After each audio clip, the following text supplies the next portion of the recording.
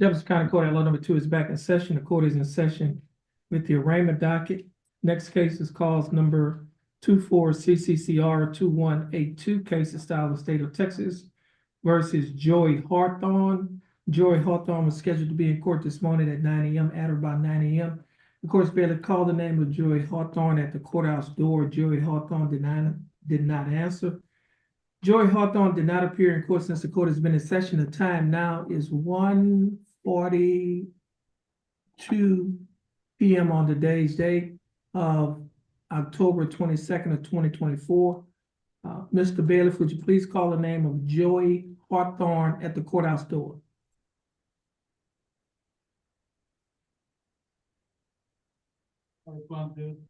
Okay, Joey Hawthorne's name was just called again at the courthouse door.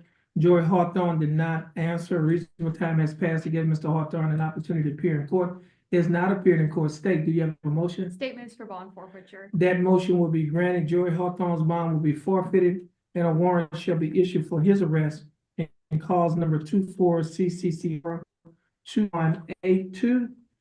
The next case is cause number 24-CCCR 1446. The case is styled the state of Texas versus Kenneth Randolph Jr. Kenneth Randolph Jr. was scheduled to be in court this morning at 9 a.m. At about 9 a.m. The court's bailiff called the name of Kenneth Randolph Jr. at the courthouse door. Kenneth Randolph Jr. did not answer. He has not appeared in court since the court has been in session. The time now is 1:43 p.m. on today's date. Okay, Kenneth Randolph Jr.'s name was just called again by the court's bailiff. Kenneth Randolph Jr. did not answer. A reasonable time has passed to give Mr. Randolph an opportunity to appear in court. He has not appeared in court. State, do you have a motion? Statements for bond forfeiture. That motion will be granted. Kenneth Randolph Jr.'s bond will be forfeited and a warrant shall be issued for his arrest in cause number 24-CCCR 1446. And this will conclude the calling of the court's arraignment docket on today's date, October 22nd, 2024. Are we still, are we ready? Andrew's finishing the evidentiary. Let me make sure that can we get started? Yes. I mean, while he's doing that? Yes, Your Honor. Okay.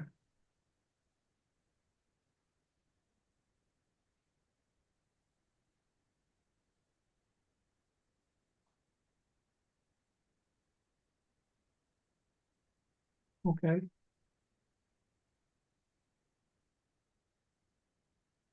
Trash can right here.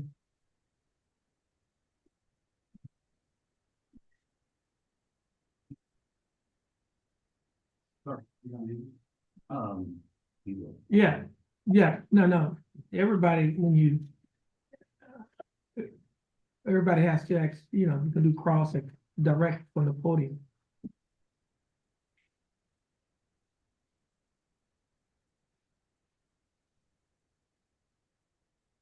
State, are you ready? State's ready, Your Honor. Defense, are you ready? Defense is ready, Your Honor.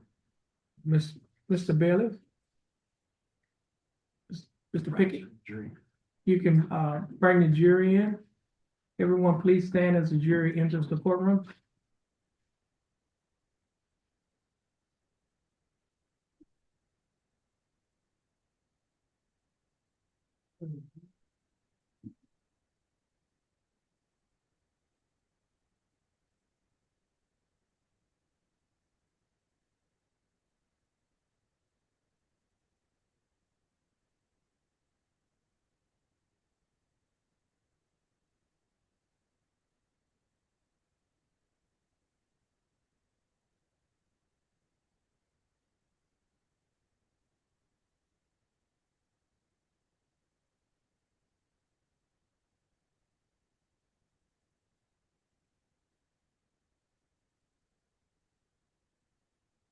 You may be seated.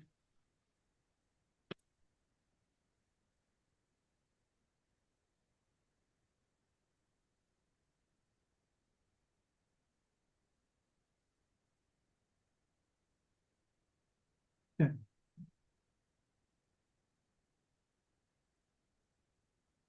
Let the record reflect that the court is in session in cause number M 333-888. Case is style of state of Texas versus Kenneth W. Baptiste. Let the record reflect that Mr. Baptiste is present in court with his attorney, Attorney William Wilkerson.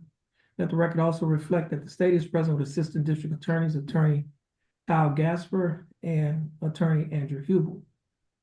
Let the record also reflect that the jury is now present and seated in the courtroom. State, are you ready? State's ready, Your Honor. Defense, are you ready? We're ready, Your Honor. Okay. At this time, Mr. Baptiste, would you please stand and state, would you please read the information? In the name and by authority of the state of Texas comes now the undersigned Assistant Criminal District Attorney of Jefferson County, Texas, on behalf of the state of Texas, and presents in and to the county court at law of Jefferson County, Texas, that in Jefferson County, Texas, Kenneth W. Baptiste, hereafter styled the defendant, heretofore on or about October 31st, 2022, did then and there intentionally obstruct and prevent Derek Janish from effecting the arrest of the defendant by using force against Derek Janish, a peace officer, and the defendant knew that Derek Janish was a peace officer against the peace and dignity of the state. Okay, Mr. Baptiste, how did you plead? Not guilty. Okay, you may sit down. State, would you like to make an opening statement? Yes, Your Honor. You may proceed. Ms. Gasper, would you please go to the podium? Yes, you may proceed. Good afternoon, ladies and gentlemen. Towards y'all. Thank y'all for being here. Appreciate seeing y'all again, and we're going to get started. I want to talk to you about following the law. Something that we've all learned from a young age. You follow the law, you follow the rules. And in this case, as well as across the state of Texas, the law is simple. Using force to intentionally obstruct and prevent a known peace officer from effecting arrest is against the law, and that's why we're here today. A few things have changed since we last spoke. Y'all are over there, now you're over here. I'm behind this podium, we turned it around and moved our chairs and everything. And I've just read to you the information to which the defendant has pled not guilty. And if you remember from yesterday, when I was speaking to y'all out there as part of a group of a bigger group, I discussed the elements of the charge that the evidence will show, and I will prove to you over the course of this trial to uphold my burden of proof. Throughout this trial, I will prove to you that on or about October 31st, 2022, in Jefferson County, Texas, the defendant intentionally prevented or obstructed Officer Derek Janish from effecting arrest of the defendant by using force against Derek Janish, a peace officer, knowing that Derek Janish was a peace officer. Now, yesterday we talked about the burden of proof, and we talked about what it means to prove beyond a reasonable doubt. And I encourage you to remember the puzzle we talked about and the puzzle pieces and how everything will fit together and come up with that picture for you. And I want you to listen to the evidence as it is presented to fit that puzzle together and come up with a picture that thing. Beyond a reasonable doubt is the burden that I have to prove. The defense does not have to prove anything to you. That is the prosecutor's job, and I will meet that burden by the end of the trial. The puzzle might be missing a few pieces, but the picture will still be clear, and it will show beyond a reasonable doubt the defendant committed this offense. You will hear from Officer Janish, who will tell you that he was responding to a call regarding a suspicious person at the Howard Johnson Hotel in Beaumont, Texas. Beaumont, Texas is in Jefferson County. You will hear from Officer Janish, who attempted to make contact with the defendant, who exhibited slurred speech and was seeming paranoid. You will hear from Officer Janish that he then attempted to place the defendant in front of his marked patrol vehicle so that he could conduct a search. And the defendant can fail to comply and fail to follow these simple instructions. The evidence will then show that Officer Janish attempted to place the defendant under arrest, and at this point, the defendant began to use force to prevent Officer Janish from effecting arrest by stiffening his arms and pulling away. After you hear from Officer Janish on the stand, you will watch the body cam footage. And that footage will show that on October 31st, 2022, you will get to view the events as they happened from his body-worn camera. The evidence will show that Officer Janish repeatedly asked the defendant to place his arms behind his back, a command which he ignored and instead kept his arms stiff and in front of his body. The evidence will show that this use of force prevented Officer Janish from effecting arrest of the defendant without backup. Further, you will see Officer Janish's clearly marked Beaumont Police Department vehicle, indicating that he is a peace officer. You will see the events unfold and see that the defendant in Jefferson County, Texas, intentionally obstructed and prevented Officer Derek Janish from using force, or by using force against Officer Derek Janish, knowing that he was a peace officer. By the end of testimony today, you will have your puzzle pieces, and you will be able to see the picture that these pieces make up. By the end of testimony, you will have heard the evidence that satisfies each of these elements, and the evidence will show that I met my burden of beyond a reasonable doubt. The elements will be met, the picture will be clear, the defendant did not follow the law. And I submit to you that the evidence will show the defendant resisted arrest beyond a reasonable doubt. I look forward to presenting this case to you, and I thank you again for being here today. Ms. Wilkerson?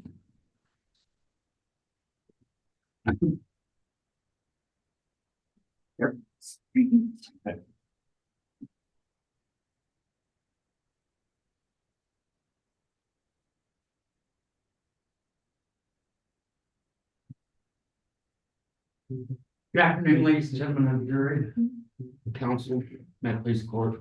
Yes. Ladies and gentlemen, this case is a very simple case. As you've heard, there's not a whole lot of evidence that you'll have to digest. You're not going to have to listen to he said, she said stories. Again, it's very simple. You'll be asked to listen to the testimony of Officer Janish. And then, as the counsel indicated, you'll have an opportunity to view the body camera footage from that night.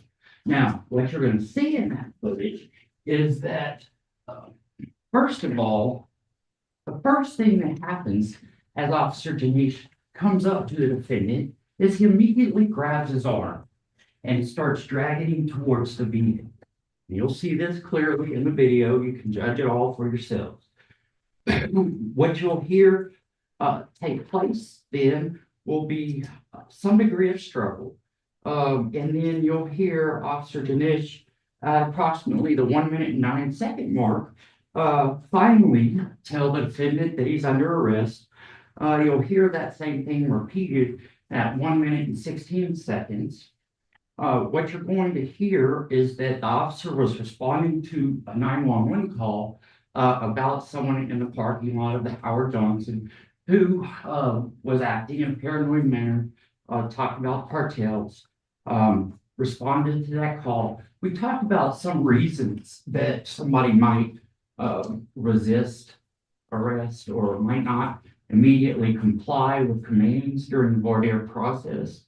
And so one of those was not being able to hear. Now, obviously, if you're not being told you're under arrest, you can't hear that you're under arrest. But aside from that, what you won't hear is any evidence that Mr. Batiste was not suffering from a medical issue at that time. You won't hear any evidence that supports the allegation by the state that Mr. Batiste was publicly intoxicated, despite being taken to the hospital upon being arrested to be cleared for that arrest so that he could be safely transported to the Jefferson County Correctional Facility.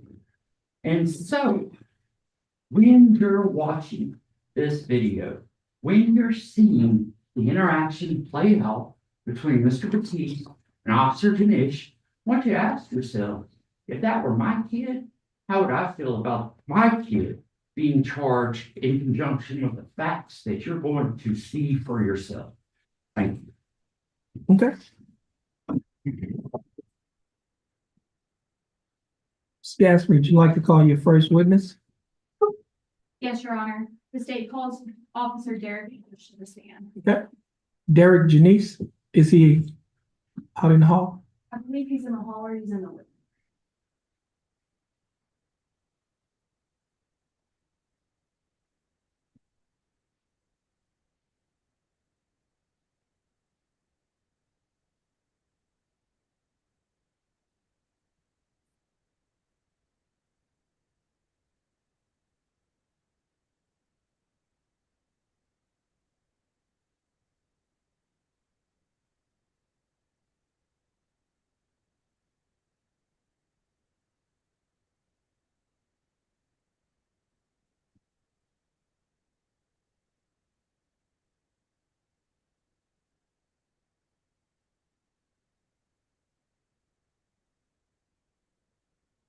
Officer Janice, you can come forward.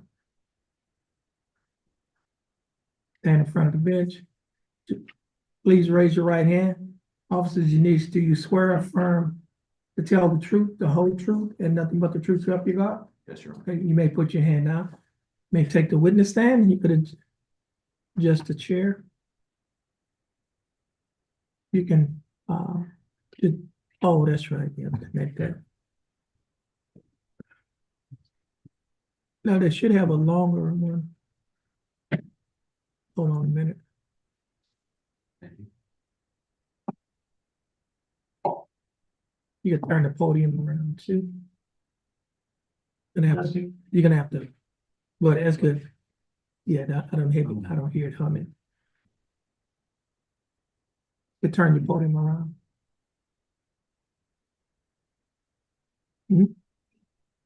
Just turn it. Just turn it and face the witness. Okay? Attorney Gasper, you may proceed. Thank you, Your Honor. Will you please state your name for the record? Officer Derek Jensen And how are you employed? with Beaumont Police Department. Are you a certified peace officer? Yes. How long have you been employed with the Beaumont Police Department? Just under 3 years now. And what training have you received for that employment?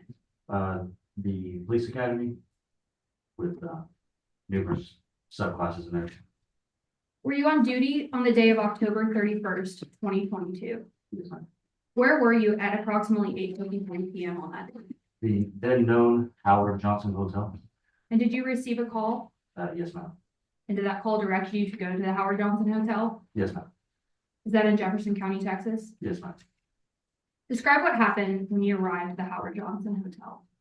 Well, we received a call for a suspicious person that was given, the caller gave a description. I got there, I saw a individual fitting that description and went to make contact with them. And what was the individual doing when you arrived at that scene? They were acting very jittery, like they were just, like they're over paranoid about something. And when I gave clear instructions, it seemed that it didn't register with them. And is that individual sitting in the courtroom today? Yes, ma'am. Can you identify that individual with a piece of clothing? The black hoodie. Thank you. Let the record reflect that the witness has identified the The defendant. record will slow reflect. You may proceed. Now, what happened with you? What happened after you made contact with that individual? I immediately identified myself as a police officer, gave clear instructions to go to the front of my vehicle, which is standard procedure for any interaction with a public individual. And they just were unable to follow those commands. Could you give a little insight into why it's standard procedure to put someone at the front of your vehicle? So it's a ultimate safety type thing. You want to control an individual, especially if they appear to be under a level of intoxication. Just have them face the vehicle, hands on the bumper, stand a couple of feet away from it. Just better maintain control because they're, as I said, they're intoxicated, so they're unpredictable. I understand. And you said that that is standard procedure for these types of cases? Yes, ma'am. And you identified yourself as a peace officer to the suspect. Yes, ma'am. What happened after you tried to get the suspect to move to the front of your patrol vehicle? They kept trying to turn their body away as if they wanted to divert my attention somewhere or try to move somewhere else. But I, guided them along to the vehicle and, I gave those clear instructions to stay next to the vehicle. They kept laying the body back as if they wanted to turn around and leave. I told them to keep their hands on the bumper, and every time I would try to give an additional command, they would take their hands off the bumper, and I would say clearly, keep your hands on the bumper, and just stuff like that.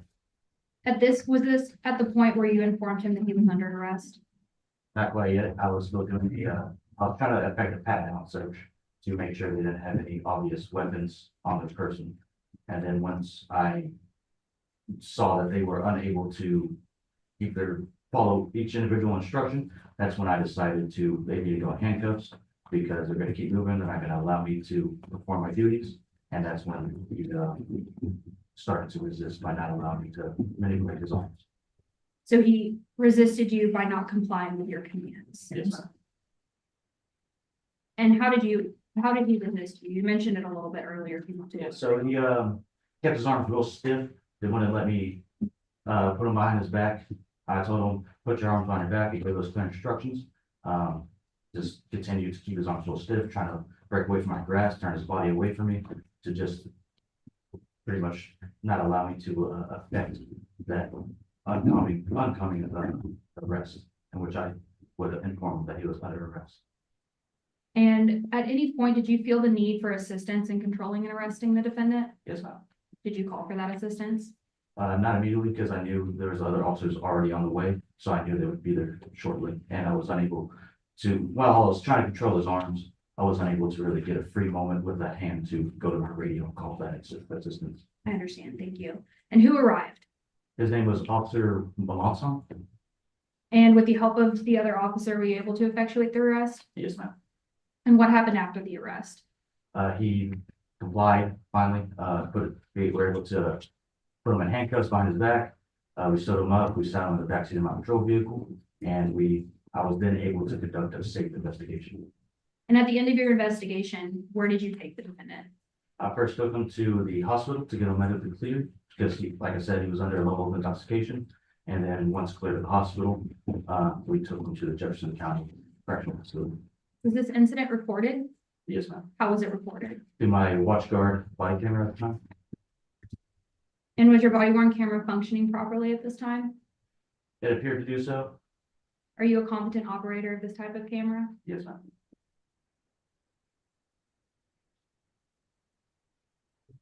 Your Honor, state tender states exhibit 1 to the defense for inspection. You may tender. So subject to the single second redaction at approximately 3 minutes, 25 or 26 seconds, I have no objection to this exhibit being introduced in evidence. Your Honor. Okay, no objection. States exhibit number 1 will be admitted. May I publish to the jury? Yes, you may. Your Honor, may I approach the witness? Yes, you may. I'm going to show you states exhibit 1. Do you recognize this device? Yes, ma'am. And is it in the same condition as when you first saw it, Yes. absent the other redactions that were made for purposes of this trial? Yes, ma'am. And is this going to be a fair and accurate representation of what you saw at the scene? Yes, ma'am. Your Honor, may I publish to the jury? Yes, you may.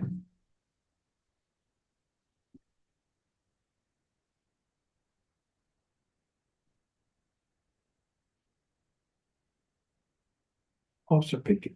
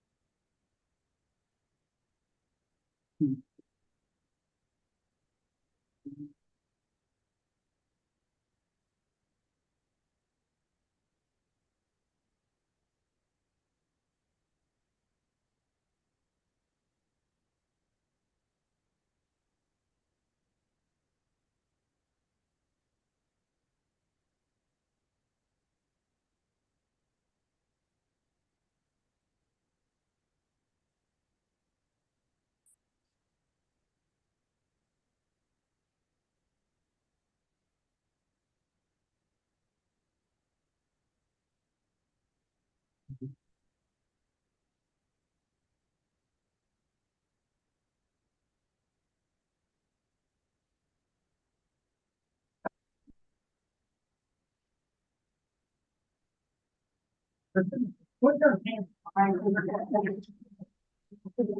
head. Go.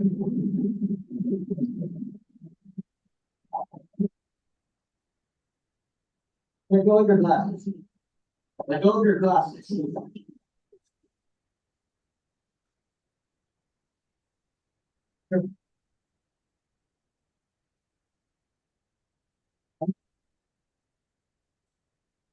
Hands behind your back.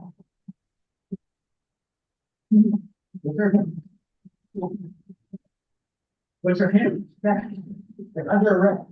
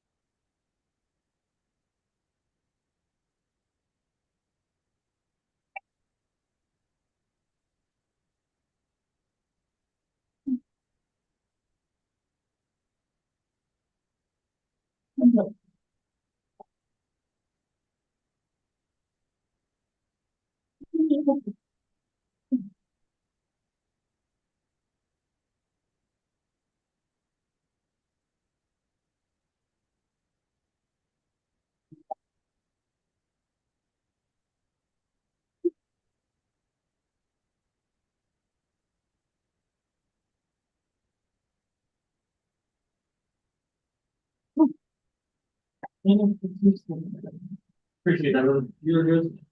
What happened? He just went in, yeah, we're good. No, he just went in, comply with commands.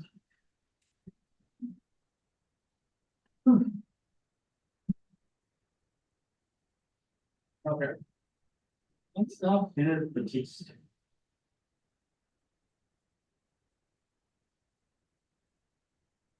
Got a block number.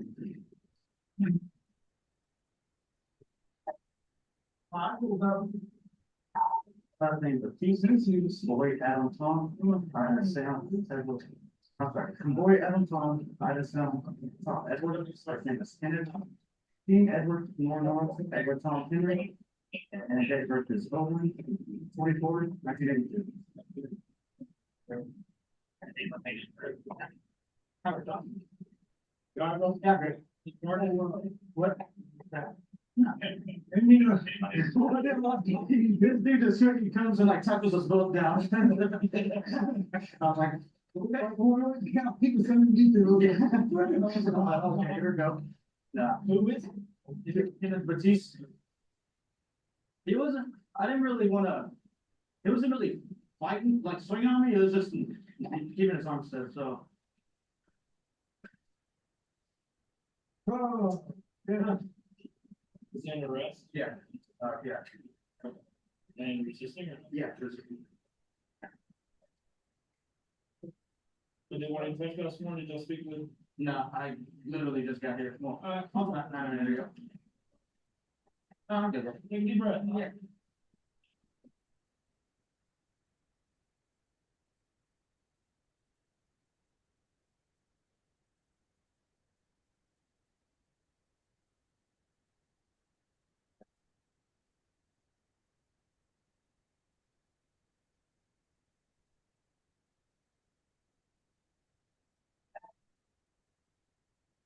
I go get a big number for.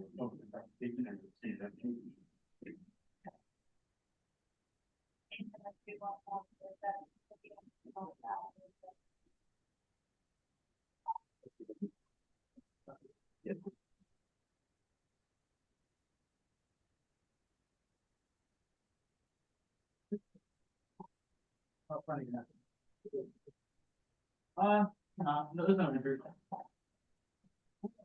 Let's just double check him. Just to be sure. Are they calling me? They're calling me too. Yeah, that. Yeah, we did. Yeah.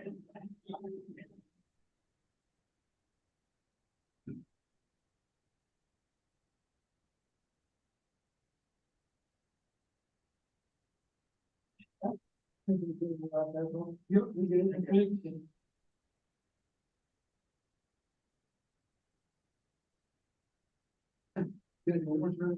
I'm running right now.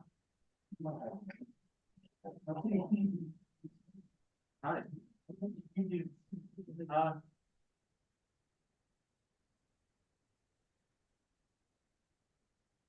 Very fair.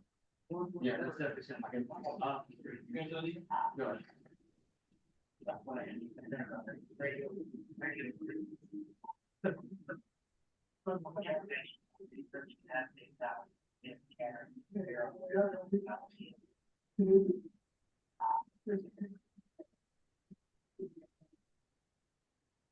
So, yeah, like, no, I was just trying to get his hands on his back, he just, like, wasn't finding me, pushing against me. And then that's when Willie comes around and freaking tackled the boat. And, thanks. And I mean, these are bang. I know it's the worst, because it takes so long for me to open. I felt like I scraped my knee, you know. No, the bird trap. Yeah. This was like this yesterday. Then jumping off the highway service road, you drop. Disregard traffic control lights. If they were driving through the grass? Yeah. Cause that's, I was about to be like 5 reds coming up. Yeah, They're all jumping out in traffic. Traffic control devices and marks. Can't, I mean, the way it's explaining to me is the entrance and on ramps for highways are the only designated points to get on and off highway. So if they don't use the ramps, it's disregard traffic control lights. I think maybe I'll just go with that.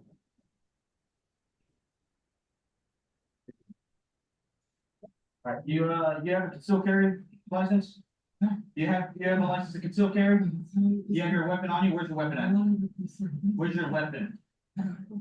You don't have your weapon? You don't have your gun? You have a concealed carry, license, you don't have your gun with you? Do you have a room here?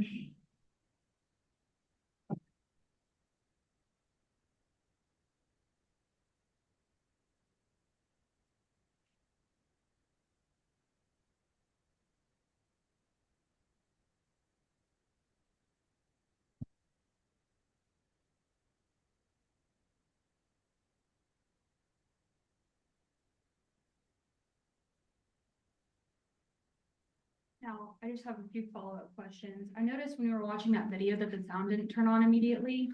Could you explain to the jury what happened with that? So back then, we were using WatchGuard, as our body worn camera, developer. And WatchGuard was known to be very problematic with, videos being uploaded to our library and all that stuff. And there'll be often errors with the audio being uploaded with the video. So since then, we moved on to Axon to hopefully mediate that problem. And this was something that you were dealing with at the time when this video took place? Yes, ma'am. I passed the witness. round. Okay. Mr. Wilkerson, the witness is yours. Officer. So you testified that you've been with Beaumont Police Department for about 3 years, correct? Yes, sir. So at or about the time of this incident back in 2022, you would have been on the force for about a year? Just about, yes, sir. Okay.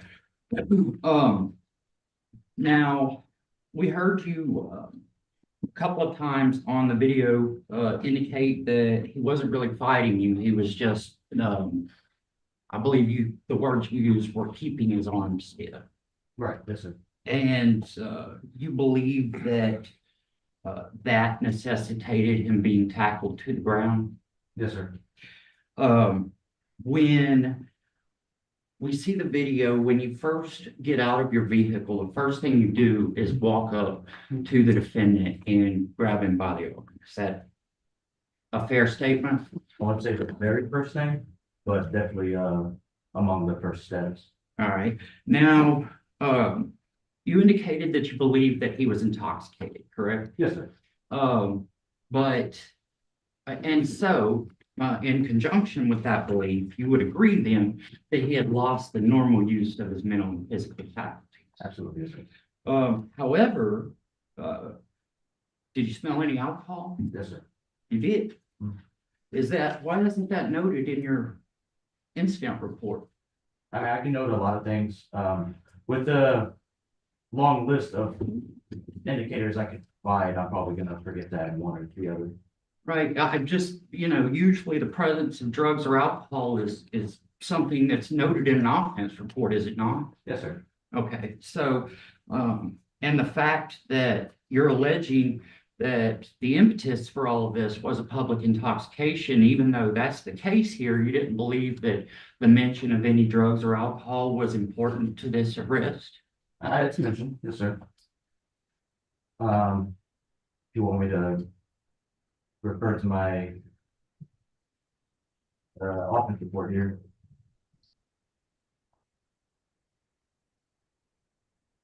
I described that through the introduction of an unknown substance, it caused him to become intoxicated. An unknown substance, not alcohol, right? Alcohol is a substance.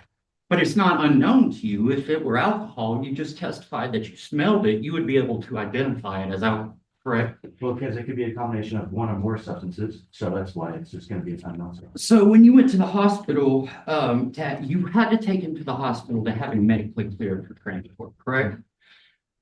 Oh, yes, sir, yeah. And yet while you were there, you did not request a blood specimen from him, did you? No, sir. Nor did you seek a warrant to have one produced, did you? No, sir. Now, are you trained on responding to mental health emergencies? Yes, sir. All right, so have you ever dealt with somebody who's had a psychotic break? Yes. Would you say that that person or those persons that you dealt with, that their actions during that psychotic break, were intentionally and knowingly happened? That they were fully aware and that they were doing something, with the intent that it be done? Could you describe that a little more? Well, okay, so you said you dealt with people who are in mental health crises, right? Let me try and break it down a little more. Would you agree that these people who you've dealt with in mental health crises, oftentimes do not have the normal use of their physical and mental faculties?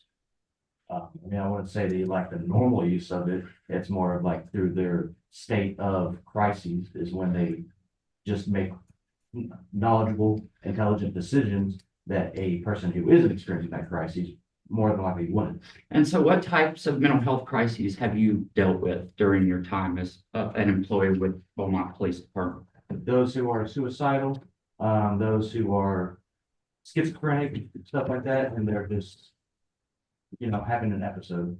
And so, what are the symptoms that you've recognized through your experience of schizophrenia?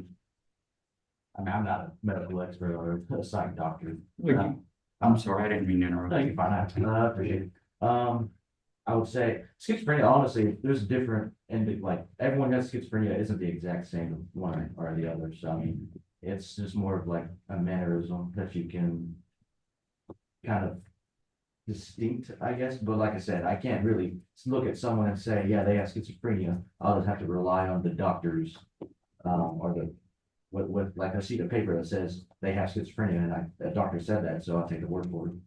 All right, and so, would you agree that, some schizophrenics, act in a paranoid fashion?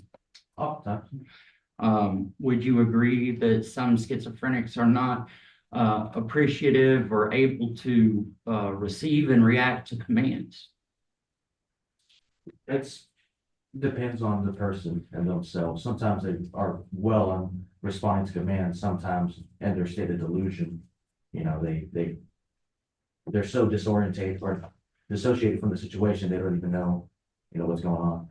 And now, during your time as an officer or through your life experiences, have you ever dealt with somebody, for instance, who has grand mal seizures? Not like the seizures. Yes. No, I don't think I've ever really interacted with someone who's actively having a seizure. So, are you aware of what a postictal state is? No, sir. And so you do have training with regard to reacting to medical emergencies, though, correct? Absolutely. So if you arrive on the scene and someone is confused or doesn't know what's going on or can't answer certain questions at that time, is there a possibility then that there's a medical circumstance there? Anything's possible. And is a possibility that there's some sort of mental health circumstance occurring there. Like I said, anything's possible. All right, and so, with regard to, well, you testified that you dealt with a number of schizophrenics, right? Who, a number of which are paranoid and some of which are very dissociated to the extent, I believe you said, that they can't comprehend what's taking place. That would represent to you that the post-ictal state is very similar, in that your brain is essentially rebooting. And so, you know, for a good 5 to 10 minutes after, you've never dealt with anybody in that situation, then? Yes, well, if you'll let me to pretty much decide why I didn't consider, having an episode. Schizophrenics, if they're having an episode, So, I'm sorry, yeah. If that's something that the state would like for you to elaborate on, I'll be happy for them to come back to it. I'm just asking you about these various Absolutely, yes. states. Okay. And again, you did nothing in order to obtain some blood or breast specimen that would be indicative of alcohol or some other drug. No, sir. And well, going back to this for just a second, if you smelled alcohol, why did you note it as an unknown substance? Because, as I said, it can be a combination of anything. So if alcohol combined with other drugs would create a unknown substance, essentially. That's just the way I worded it. If the defendant isn't fighting you, is only as I believe your words were, his arms were stiff. Why are you spinning around and tussling? I mean, is that in an attempt for you to control his arms? Is that what's going on there? There was an attempt, and of course, as he was attempting to break away, so there's gonna be a little bit of a spinning and dancing there. Now, and during that recording though, before he's ever even tackled to the ground, you hear him trying to speak to you, correct? You aren't answering any questions at this point, are you? Well, because he was speaking and I couldn't understand what he was saying. I heard him throw out the word cartel a couple times, and he was the only person in the parking lot besides myself.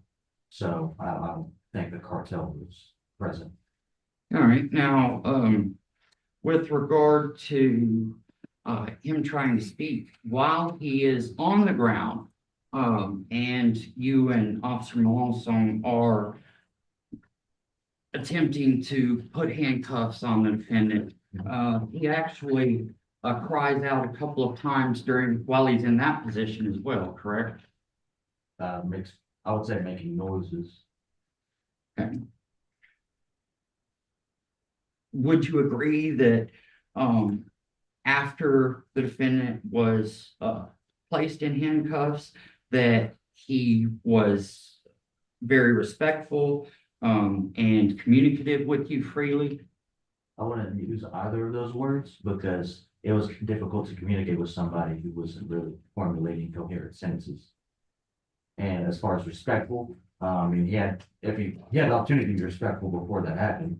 So at that point, it was just, he realized the situation at some point and determined there's no way of getting out of there.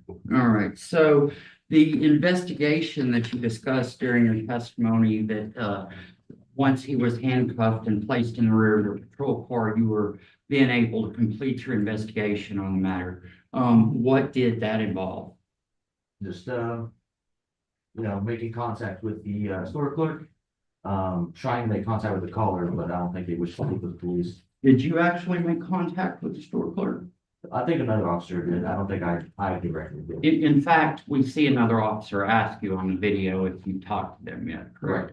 And so that officer then goes and speaks with someone in the hotel. Right, yeah. So my way of making contact with that clerk is seeing what the officer had to say after speaking with him.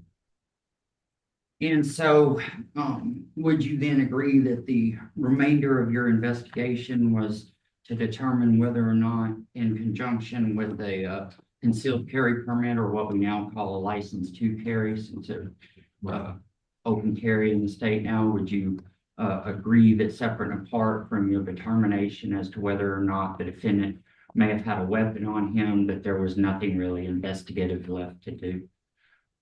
Sorry, can you explain?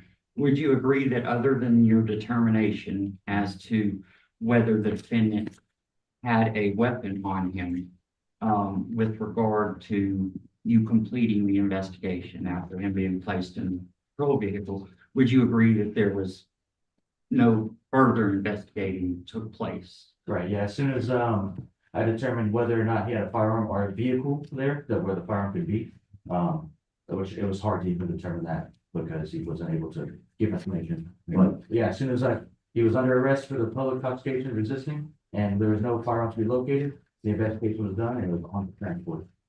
So now with regard to, training and expertise, how long does the police academy take? I want to say 6 months. 6 months? And while you were in the police academy, were you employed at that time with Beaumont PD? Yes, sir. So of the first year of your employment from approximately October of 2021 forward, that first 6 months was spent in the police academy. Is that correct? Okay. So now we're at 6 months actual street time. After you complete the academy, right? What is the next step in training? Field training officer phase where I just ride with multiple experienced officers. And is that something that takes approximately 3 months or another 6 months or? It's been a while. I think it's about 4 weeks so 3 phases, so 4 weeks at a time. Including a 2-week shadow phase. So where the shadow phase is, I'm basically on my own. I just simply have an experienced officer with me to not and get involved, just simply Help guide you. And I wouldn't say that. I mean, they're there. I mean, it's more of like they're observing me to make sure I'm street ready on my own. They just let me, whatever decision I make is a decision that we go with, and they then go to the FTO sergeant and say whether or not I'm ready. Okay, so in addition to that 6 months that you spent in the police academy, would you agree with me then that there were approximately another 90 days? You said that there were 3 4-week periods, and 2 weeks of those periods were shadow training. So you weren't by yourself then, you had an officer with you, and I guess the other 2 weeks were still you were accompanying another officer. Is that accurate? Okay, yes, sir. All right, so would it be accurate then to say that at the time of this encounter, you had been operating as not an independent officer, that may be a misrepresentation, but that you had only been responding to calls and patrolling areas completely by yourself for approximately 90 days? That's right. It was pretty good. All right. Now, by the time you came upon the defendant in October of 2021, how many people who were in mental health crises had you dealt with? A good number, honestly. I can't give you a number, obviously, but I do remember having to do a couple of emergency detention orders and go to check welfares for people experiencing those situations. And an emergency detention order, that's something that's issued when a person, because of a mental health crisis, may represent a threat to themselves or someone else. Is that accurate?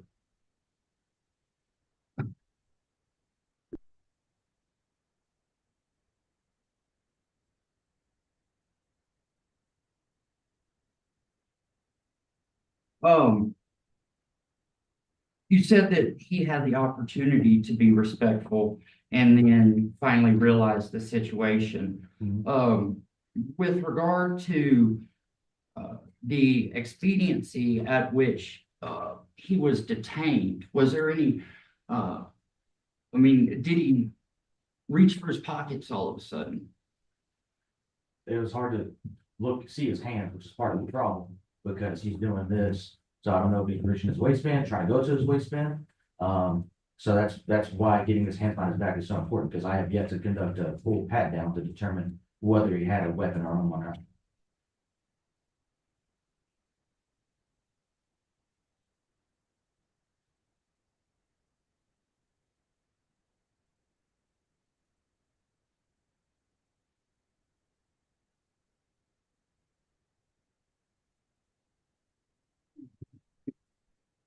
And, then again, once Officer Malonson arrived, he then charged the two of you and tackled both of y'all to the ground. Is that correct? Yes, sir. During which point, the defendant was maintained in a stress position. Is that accurate? Is that a stress? Yes. It's correct. I never heard of it. Sorry. So let me just, so, during the time that the defendant was on the ground, he was in a position such that he wasn't able to freely move. Is that correct? And then handcuffed and placed in your patrol vehicle. Yeah. Correct? Pass away. Attorney Gaspar.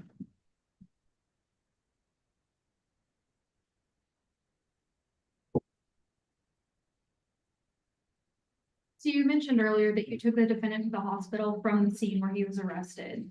Did you stay with him at the hospital? Yes. And he was medically cleared at the hospital? Yes, ma'am. And from there you took him to jail? Yes. Now, you mentioned in the video, and defense counsel mentioned as well, that he was not fighting you. Mhm. Would you say that he was using force? Yes, ma'am.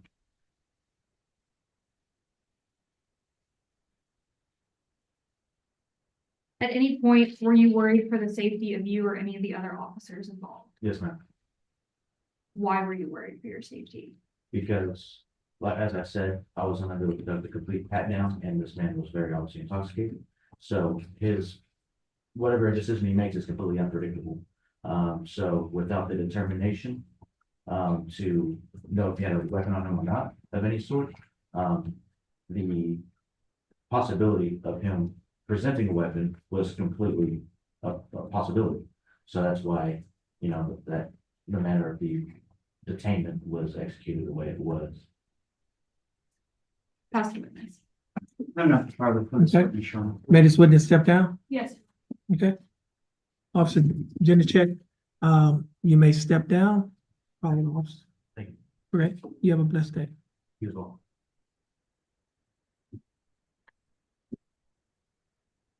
Okay, ladies and gentlemen, the jury going to take a 5-minute recess. And we're going to ask that when the officer comes back in, you step down from the podium, from the jury box.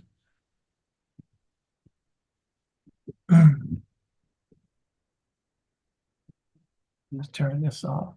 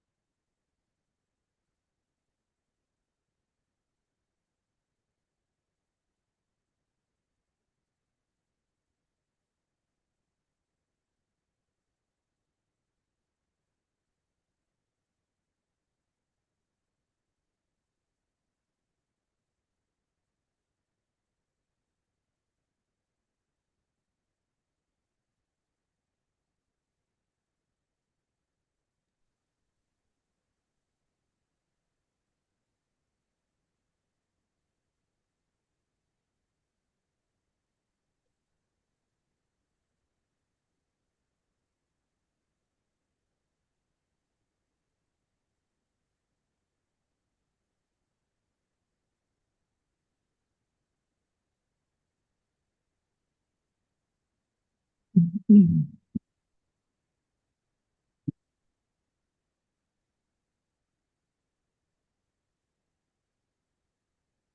you may be seated.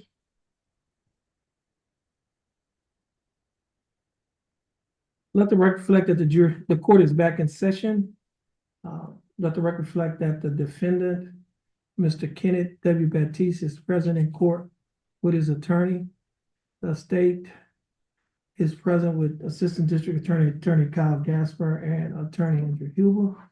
Let the record reflect that the jury is now present and seated in the jury box. State, are you ready to proceed?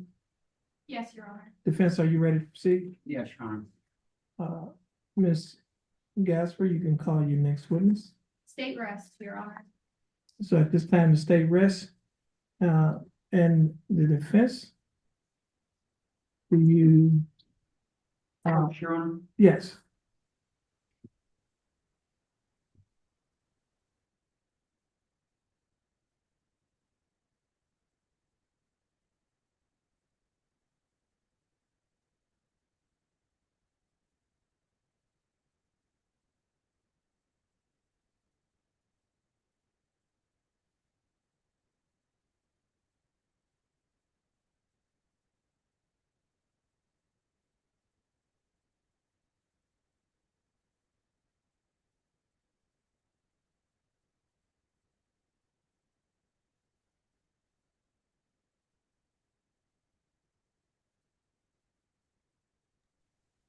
Ladies and gentlemen, the jury, the state has rested.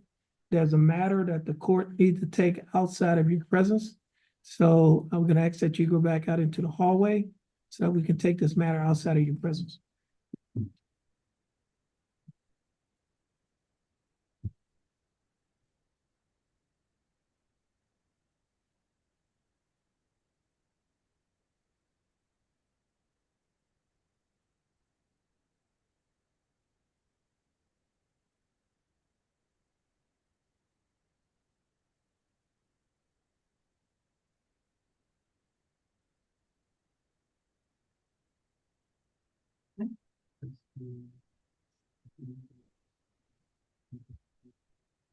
Okay, let me do this.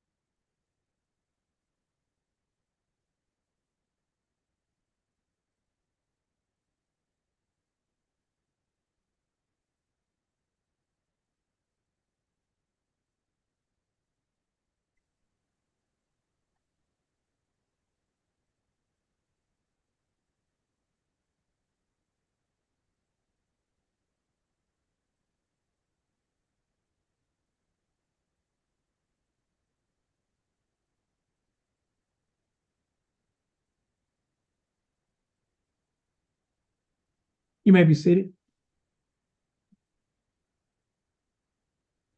You may be seated.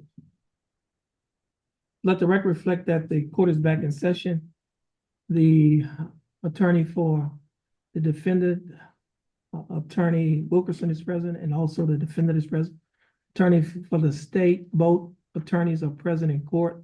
Attorney Kyle Gasper and Attorney Andrew Hubel. And let the record reflect that the jury is now present and seated in the courtroom. The state has rested its case. Mr. Wilkerson? Defense rest, Your Honor. Okay, so the defense is rested as well. So ladies and gentlemen of the jury, the state and the defense have both rested their cases. And so the court has to have what is called a charge conference. What the charge conference is, there's a charge, that's a document that contains the law that the court is going to present to the attorneys, and we'll have a conference on that. And then once after we have the charge conference, then we'll call you back in. And then when we call you back in, the court is going to read the charge to you. And then once the charge is read to you, then the state and the defense will have closing statements. And as I mentioned on voir dire, the state has the right to open and close on the closing argument. Okay, so at this time, we're going to ask that you step out into the hallway. Okay, well, everyone please rise.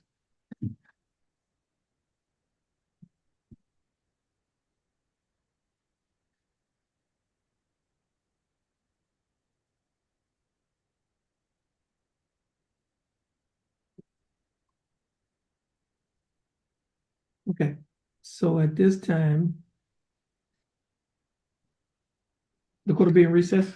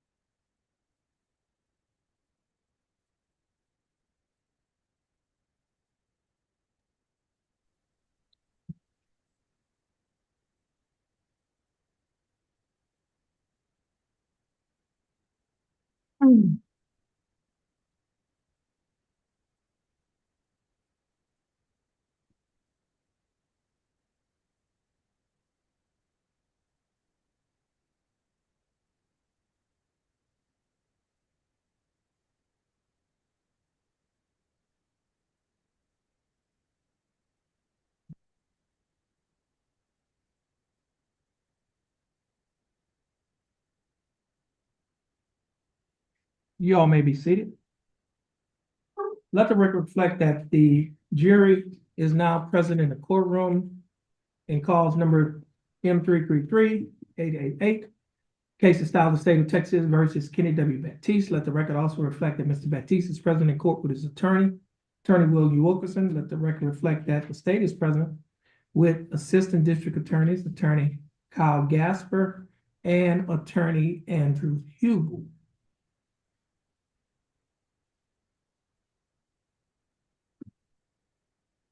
Members of the jury, I will now read to you the court's charge. The defendant, Kenneth W. Baptiste, stands charged with the offense of resisting arrest, search, transportation, alleged to have been committed in Jefferson County, Texas, on or about October 31st of 2022. To this charge, the defendant has entered a plea of not guilty. A person commits the offense if he intentionally prevents or obstructs a person he knows is a peace officer from effecting an arrest, search, or transportation of the actor by using force against a peace officer. It is no defense that the arrest was unlawful. So that you may better understand the nature of the offense with which the defendant is charged, I now define certain terms and words. A person acts intentionally or with intent with respect to the nature of his conduct when it is conscious, objective, or desire to cause the result. Therefore, if you believe from the evidence beyond a reasonable doubt that the defendant, Kenneth W. Baptiste, did in Jefferson County, Texas, on or about the 31st day of October of 2022, did then and there intentionally obstruct or prevent Derek Genesis from affecting the arrest of the defendant by using force against Derek Genesis, a peace officer, and the defendant knew Derek Genesis was a peace officer, you will find the defendant guilty, unless you so find beyond a reasonable doubt, or if you have reasonable doubt thereof, you will find the defendant not guilty. General instructions. All persons are presumed to be innocent, and no person may be convicted of an offense unless each element of the offense is proved beyond a reasonable doubt. The fact that a person has been arrested, confined, indicted for, or otherwise charged with the offense gives rise to no inference of guilt at the trial. The law does not require a defendant to prove innocence or produce any evidence at all. The presumption of innocence alone is sufficient to acquit the defendant, unless the jurors are satisfied beyond a reasonable doubt of the defendant's guilt after careful and impartial consideration of all the evidence in the case. The prosecution has the burden of proving the defendant guilty, and it must do so by proving each and every element of the offense charged beyond a reasonable doubt. And if it fails to do so, you must acquit the defendant. It is not required that the prosecution prove guilt beyond all possible doubt.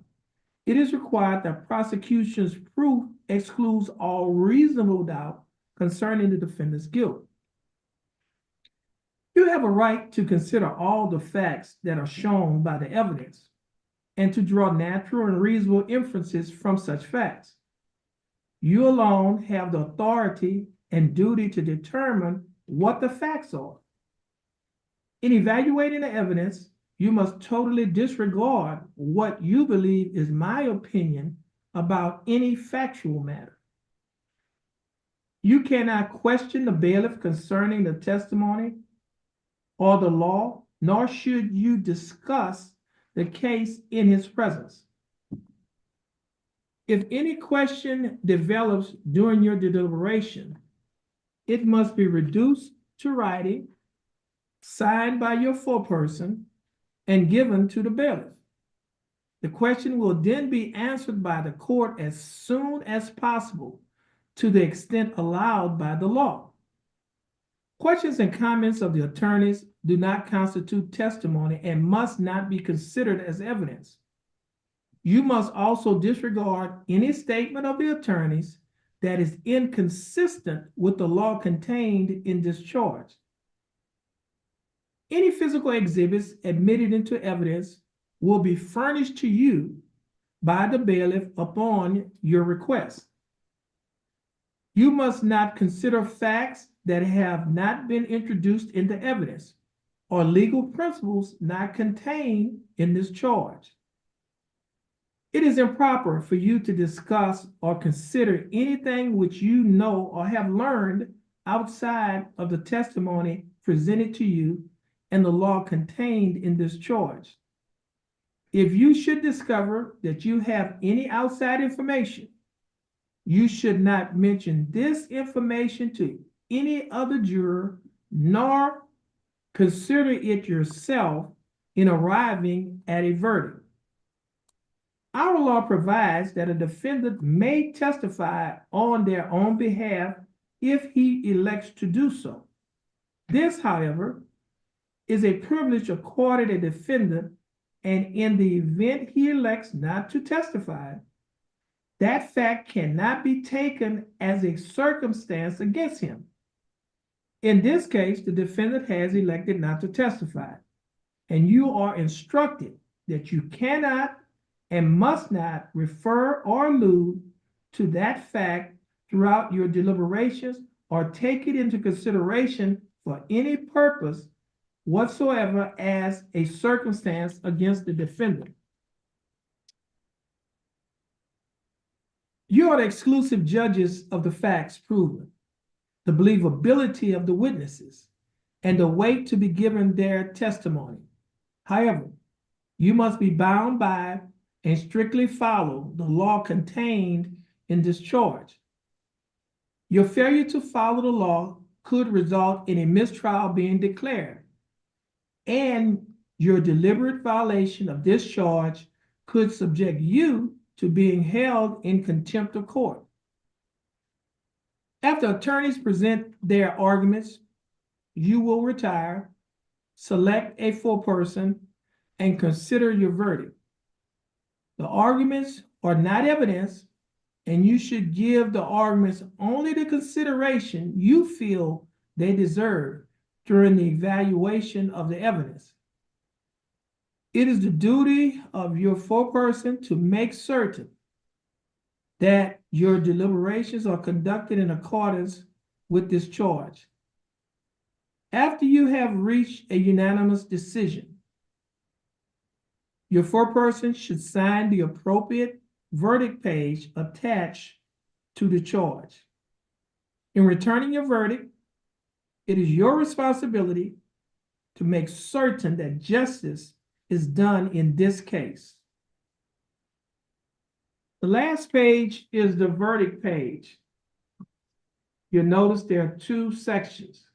The top states that we, the jury, find the defendant not guilty as charged in the complaint of resisting arrest, search, or transportation. Now, let me do this. I'm gonna make a correction.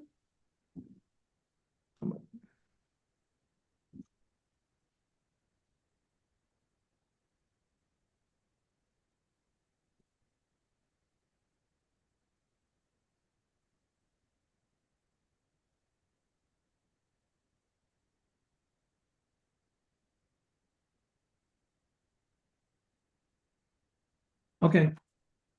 It's reads, we, the jury, find the defendant not guilty as charged in the information of resisting arrest, search, transportation of the defendant. And if that is your verdict, your foreperson will sign the top line. Or if your verdict is, we, the jury, find the defendant guilty as charged in the information of resisting arrest, search, transportation of the defendant, then your foreperson will sign the bottom, at the bottom. Does everyone understand? Okay.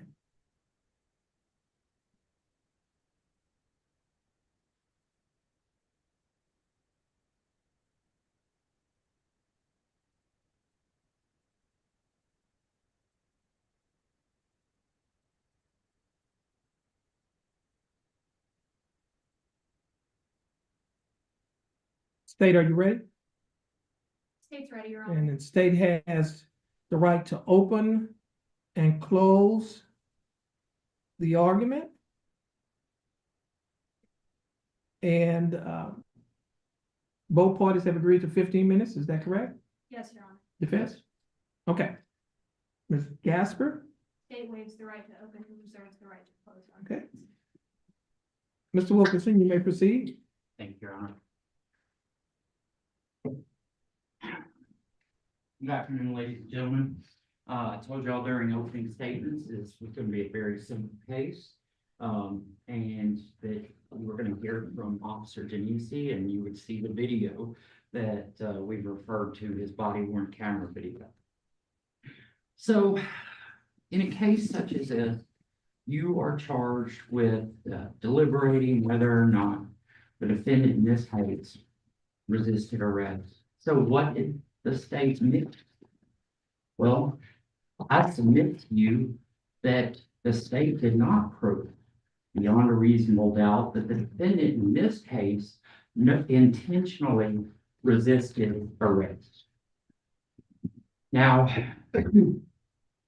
at the time that the defendant was approached by Officer Genesi, he had approximately 3 months worth of time being out on his own.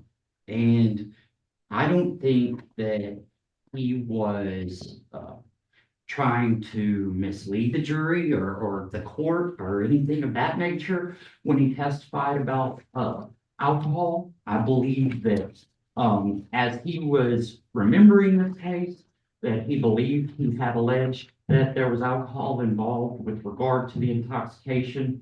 Of course, when he referred to his report, it was noted that the introduction of an unknown substance was what the allegation was regarding intoxication.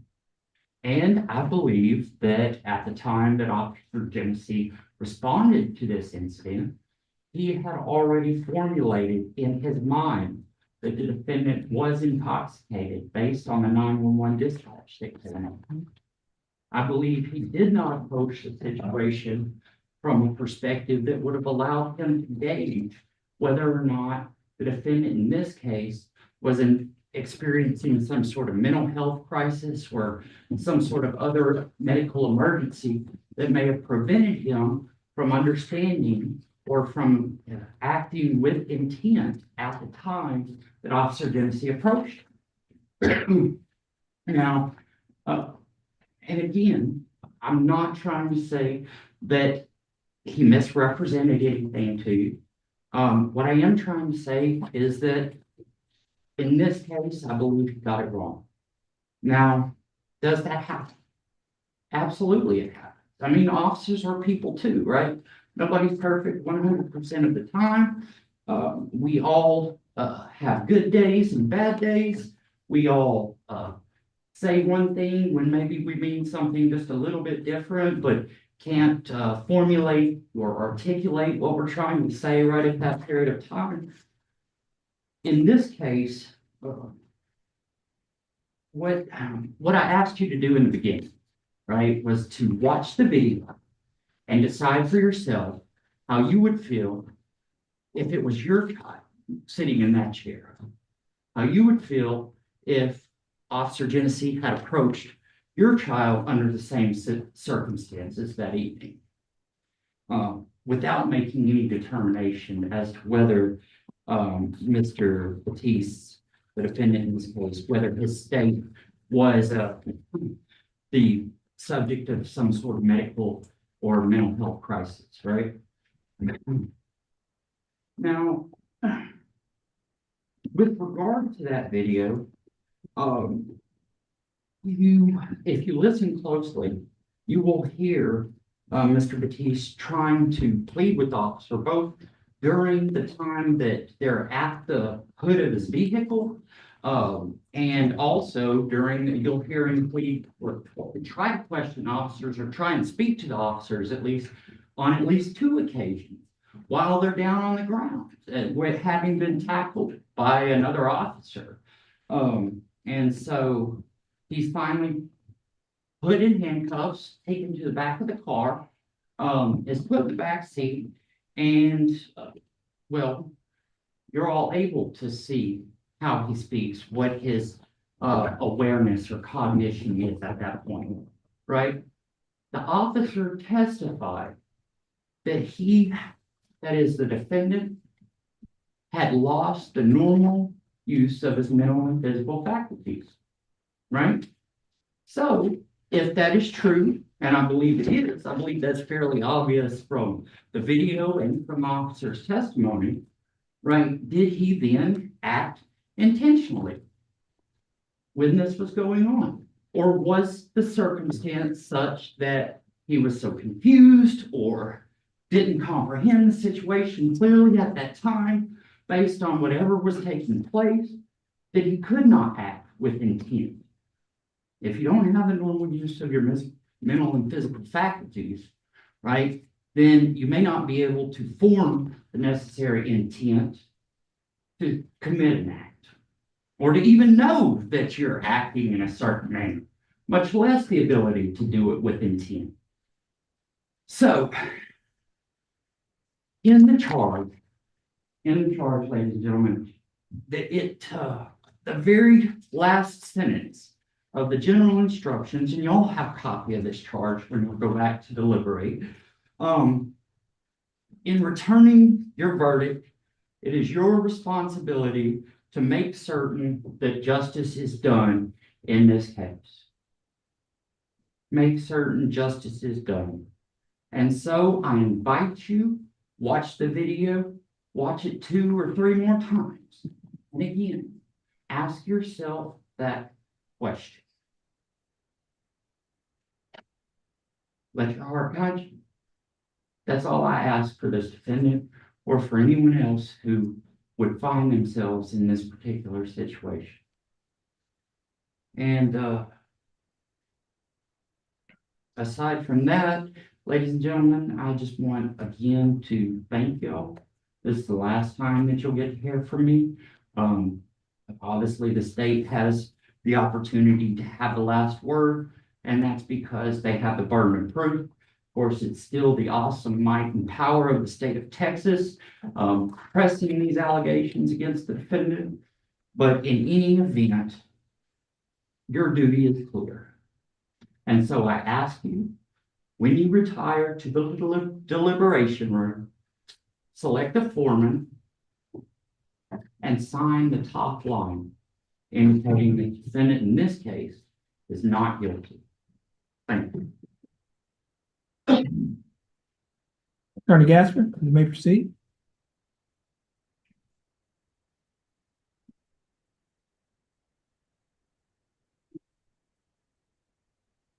Good afternoon, ladies and gentlemen. I've definitely gotten your steps in, going back and forth in the past hour, and thank you for being cooperative with us as we take care of matters. Now, as Attorney Wilkerson mentioned, you get to hear from me last. This is the last time you're going to get to hear from someone before you do return and you go to deliberate. So I just want to review a few things. We've spoken 3 times in the last few days. Y'all first met me yesterday when we were doing voir dire and y'all were sitting out there. Now you're in the jury box and you're about to be charged with a decision. I want to keep it simple. We're talking about following the law. We talked about it this morning. We talked about it yesterday. If you might remember during voir dire yesterday, we had a few people speak about the importance of telling their children what to do when approached with a police officer, excuse me. You heard your peers discuss the importance of following officer commands and listening to what they say and doing what they say so that everyone remains safe in the situation. We talked about that yesterday in board ire. We talked about following the law this morning, and then I've presented you with the evidence. Now, in a little bit, you'll get a copy of the jury charge, and it will have all the information that the judge has read out to you. You will get to reference that as you make your decision. Now, we talked about a few things, and I've met my elements in proving my burden to you with the elements that I'm going to put back on the screen. So we have on or about October 31st, 2022 in Jefferson County, Texas, the defendant prevented or obstructed Officer Derek Genachet from effecting arrest of the defendant by using force against Derek Genachet, a peace officer, knowing that Derek Genachet was a peace officer. Now I want to point out something to you that you're going to see on the charge when you get it. In the charge, the offense is resisting arrest, /search, /transportation. My burden is to prove one of the three. It does not have to be search and transportation and arrest. It has to be one of the three. And I submit to you that I've met that burden to prove that the defendant resisted arrest on October 31st, 2022. This afternoon, you've heard from Derek Genachet, who took the stand. He told you that he was working on October 31st, 2022 in Jefferson County, Texas, and he was dispatched to a hotel. And there's your puzzle piece. On October 31st, 2022, you heard from Derek Genachet, who recounted the events, and that the defendant stiffened his arms and prevented them from going behind his back so that he could be arrested. You also saw that on video. Now, the defense wants to make an argument that the defendant did not act intentionally. But on the jury charge that you will receive in just a little bit, intentionally is defined. A person acts intentionally or with intent with respect to the nature of his conduct when it is the conscious objective or desire to cause the result. Ladies and gentlemen of the jury, I don't know about you, but I think that it's a conscious objective to stiffen your arms. Now, if the defendant made the conscious objective to stiffen his arms, he could have made the conscious objective to listen to the officer command and place his arms behind his back so that the officer could keep the area safe, perform the search, and be on with his night. The defendant made the conscious objective not to listen, to disobey the command, and doing so, he prevented Officer Derek Genachet from effecting arrest of the defendant. Further, the defendant used force. Now, we heard from Officer Derek Genachet, who talked on the video and on the screen, on the stand, excuse me, that he was uncooperative, but he also told you that he wasn't fighting. But ladies and gentlemen, the defendant doesn't have to fight to use force. Using force can be as simple as making it hard to move his hands behind his back, and that's what the defendant did when he stiffened his arms and he kept them in front of him. The defendant used force against a peace officer. Now, finally, you heard from Derek Genachet on the stand, who stated that he identified himself as a peace officer when he arrived to the scene.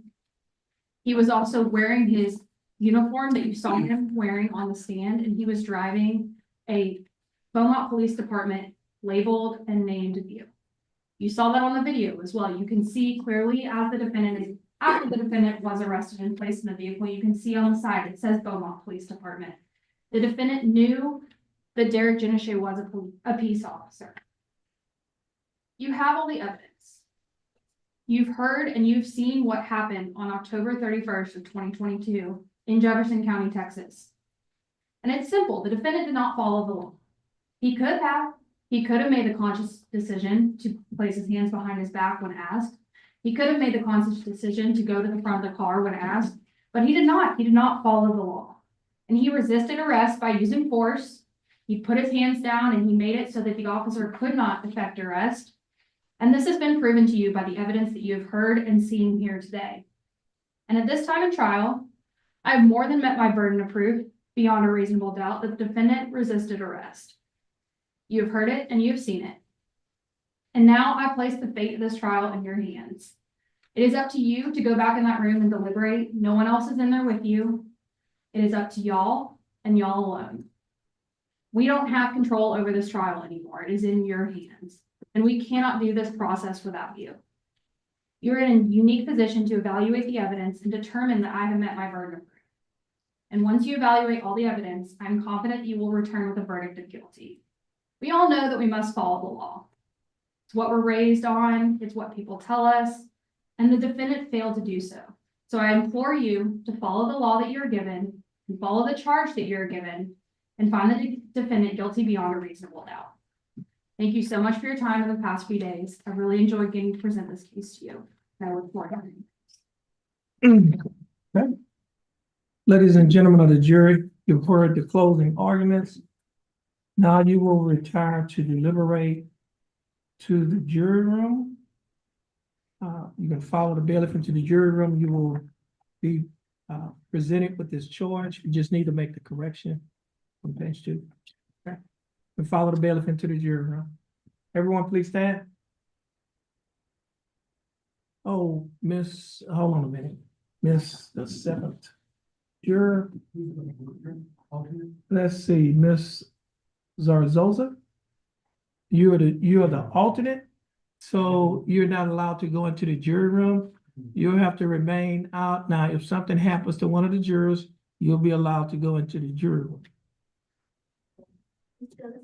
Yeah, you can sit in the courtroom if you want to, or you can sit in the hallway if that's more comfortable. Okay, thank you. Okay, we're going to make that correction. Yeah. Yeah. Yeah, you may be seated. Court will be in recess. In addition to that, since you are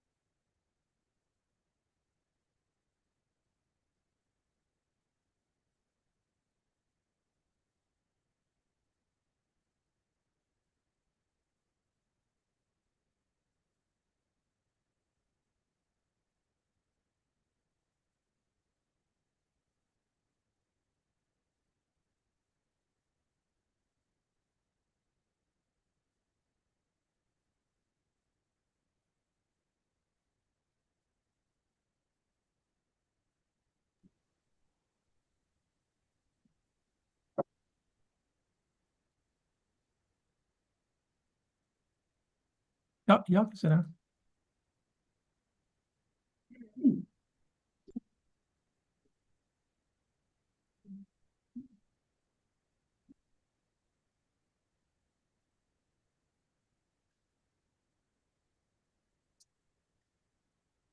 Jefferson County Court at Law number 2 is back in session. The court is in session and calls number M333-888. Case is style the state of Texas versus Kenneth W. Baptiste.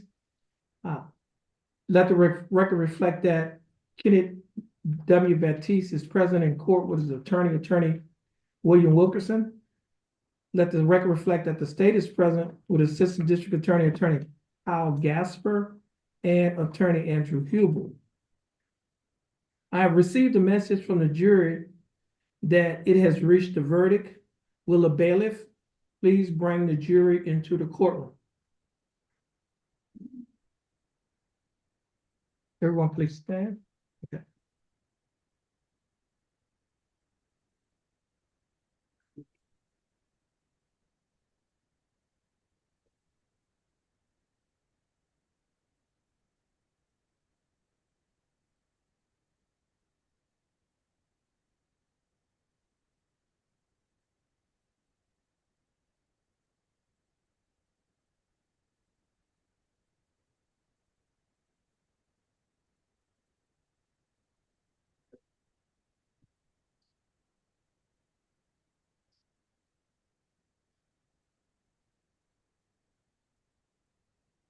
Okay, everyone may be seated. Does the record reflect that the attorney for the state, the attorney for the defendant, and all members of the jury are now present and seated in the courtroom? Foreperson, have you reached a verdict in this case? Oh, we have. Is it a unanimous verdict? That is one that is agreed upon by all the jurors? It is. Okay. Would you please hand the verdict form or the charge? Would you please hand the charge and the verdict form to the bailiff?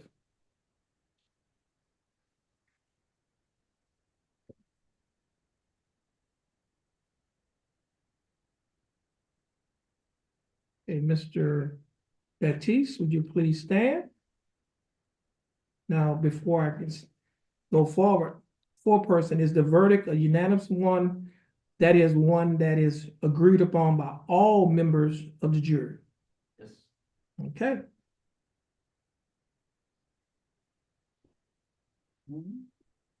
We, the jury, find the defendant not guilty as charged in the information of resisting arrest, search, transportation of the defendant. Mr. Baptiste, you may be seated. Okay. Would anyone like the jury to be polled? No? Oh, you're on. Okay. Ladies and gentlemen of the jury, on behalf of the citizens of Jefferson County and the staff here in County Court at Law number 2, I'd like to thank you for taking time out from your busy schedule to be here these 2 days. I know that the decision that you had to make was a difficult one, but assure you that we cannot administer justice without people like yourselves taking time out from your busy schedules to come to court so that justice can be done. Now, as I mentioned to you, the other members of the panel on yesterday, anytime that you're in the courtroom or in the courthouse, please come and have a seat in County Court at Law number 2. And as I mentioned, this is your court because I know that when you came to court, you looked over the top of the door and you say, oh, this is County Court at Law number 2. This is Judge Terrence Holmes' court. No, this is not my court. I'm only a public servant serving you, the citizens of Jefferson County. And this courtroom is for the citizens of Jefferson County. And I'm a judge who's of the people, by the people, and for the people. So anytime you're in this area, you can have a seat in that area back there. We call it the peanut gallery. But as I mentioned yesterday, you can't bring in us no peanuts in here and eat because this is not the Texas Roadhouse.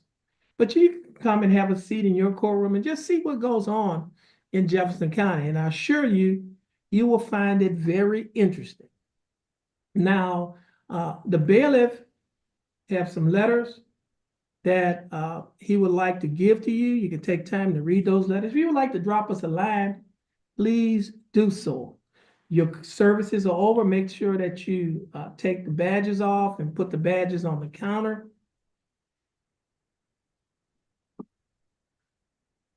Yes. And again, as I mentioned on yesterday, I usually give a handshake, but we still have COVID in our communities. And so I will give everyone an air handshake. Okay. And again, thank you for your time and attention. Now, if you want to, you can talk to the lawyers about the case because your jury service is over. If you do not want to talk to any of the lawyers, you do not have to talk to any of the lawyers. That's your choice. Now, if you need anything from the district clerk's office, they close at 4:30 and it's about 4:22. You can go over there. You will be compensated for your 2 days of service on yesterday and today.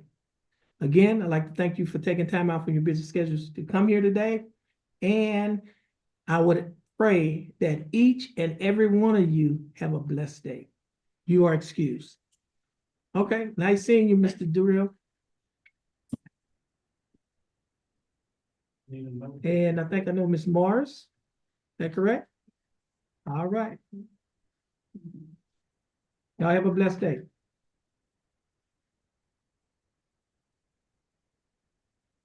We're gonna give you a copy of the acquittal. Showing that you was found not guilty by jury. Okay? Now you are no longer on bond. Okay, all of that's over. Okay, so the court, you're welcome. The court will be in recess until tomorrow. This is Judge Terrence L. Holmes. Everyone, please have a blessed day. You're welcome. Judge, You're welcome. are y'all been talking about? Okay, I'll be right out.